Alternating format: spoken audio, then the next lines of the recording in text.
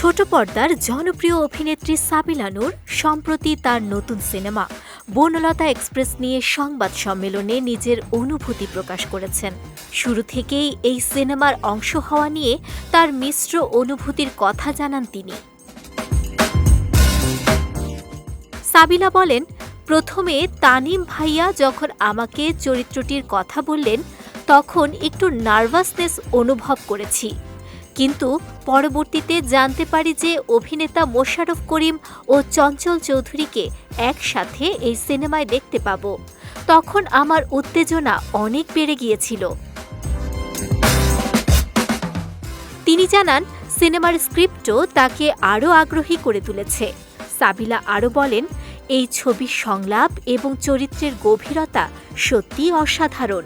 সবকিছু দেখার পরে মনে হলো এটা একটি এক্সাইটিং জার্নি হবে।